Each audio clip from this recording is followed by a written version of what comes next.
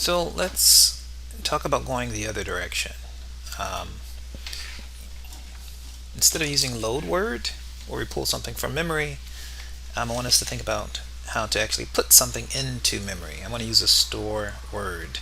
And if we were to find store word on our green card, we'd see that it's register transfer logic. Looks a lot like what we see here. Um, Let me give you the brief synopsis over here. It says, take our memory that's modeled as an array.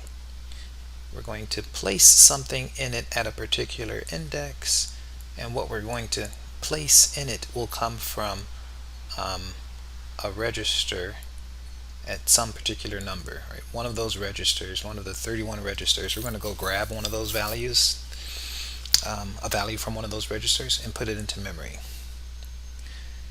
So two kind of indices, the I and K, need to be formed.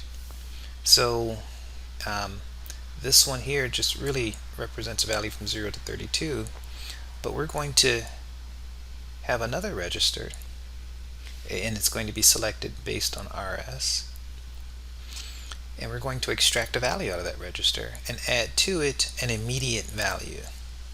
And that immediate value is a signed value. It can be positive or negative. But we're going to do essentially the same thing we did with load word. We're going to do with store word in calculating the address where we wish to store something. So the big difference is that although store word and store word and load word look very much alike, load word was taking a value and storing it into a register, and that value was using the sum of these two to form an address, and then pull out the value at that address or dereference it. Store word is a little bit less intuitive. It's actually going to store a value into memory at this address, and it is often confusing when it comes to store word and load word which direction we're going. So load word, if you were to kind of think about loading or front loading with a shovel or loading food into your mouth, it's going from right to left, and store word is going outward from left to right. So it's sometimes confusing. It's a very common mistake with how to actually use that. So let's see if we can do a simple example dealing with load word. And I'm going to build on what was done in the previous example, where I used this idea here, where I wanted to get out a sub 8.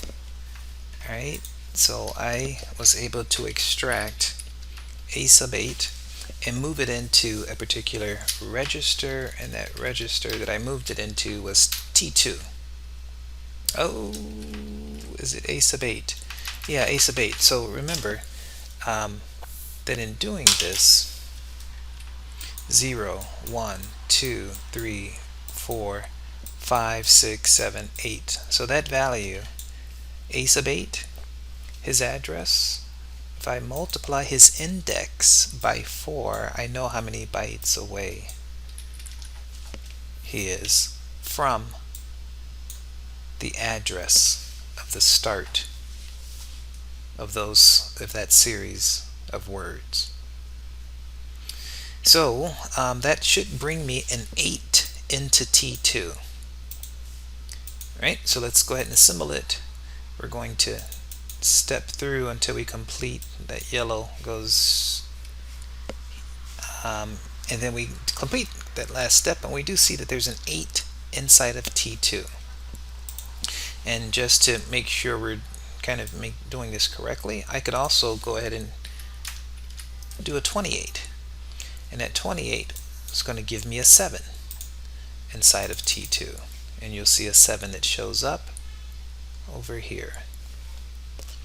So I'm using multiples of 4 And don't forget, ultimately, just the sum of these two have to be multiples of 4. But it is possible um, to have a situation where you're dealing with bytes, and this value is not a multiple of 4, the 25 for the immediate value, but nonetheless the sum of these two must be a multiple of 4. So now that I have it, what I want to do is take the value that I pulled out. Remember, that was an 8, and I'm going to take that 8 and overwrite my 2. So I want to not only pull out an 8, store it into a register, I want to store it back into memory. Let's make sure that our 2 is where we think it is. Yep, there's our 2 right there, and it looks like there's a 2, a 1, a 0, a 3, a 2, a 1, a 0, and a 3. I want that 2 right there, which is that 2, to turn into an 8. And so the easiest way to do that is just simply to store the value of 8 that is in T2. I'm going to store it into an address. I know that the beginning of my array is here, and if I want to get rid of my 2 or overwrite it, he's at the very beginning, so there's no offset. So if I go ahead and store this, or assemble this, and then look to store that value, I'm expecting this data segment box down here, one of these will change colors, and we know that it should be this one. That's what I'm expecting or trying to do. And it lights up, it changes color. Everything here changes colors when there's a change in that particular panel. So if we're moving along the code, it'll go downward and turn yellow. This will turn green, and if I do this, we saw that this turned blue. So this is a 7. Let's see what we're doing here. And it's 28, and that's because I had changed this. So I ended up putting a 7 into that position. I want to try to put an 8 there. So I need to make sure, based on the fact that this is a sub 8 multiplied by 4, 32, so that should give me an 8. Let's try it again. Step, step, step. And there it is. It changes, and we do get our 8. If I want my first value here, if I want to overwrite this and make it a 9, then I'm going to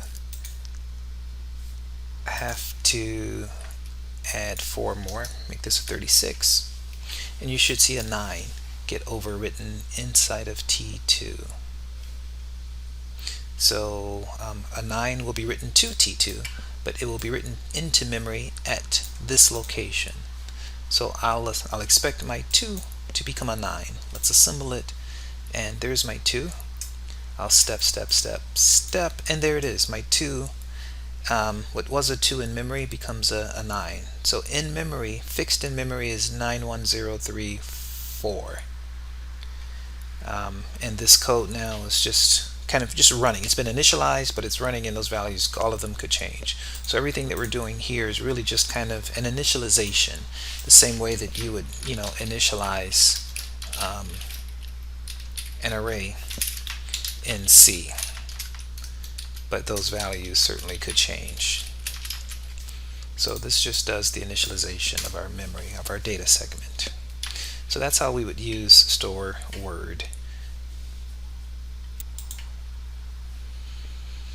So the takeaway on this is that when we're working with integers, when we're working with words, when we're working with 4-byte values, we have to kind of be thoughtful in that every value that's an integer will take up 4 bytes. Bytes 0, 1, 2, 3, that's for the first index. Bytes 4, 5, 6, 7 will take up the next one. 8, 9, 10, 11 takes up the next one, and then this one would start at 12.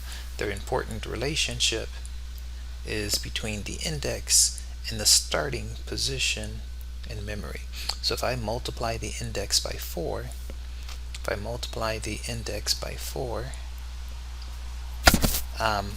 then I know, in fact, how far away each array element is from the beginning. So a sub 3 actually starts right here, and a sub 8 starts at position 32. So he's 32 from the very beginning of the array. So when I do my load word or store word, I'm going to have to make sure that I get the right offset and that I get the right address. So if this is the address or the starting point of the array, let's say it's a 0, then I just need to make sure that I have the right number here, whether it's a 0, a 4, an 8, whatever that value is, or even if it's a 32. All of that will be based on the index.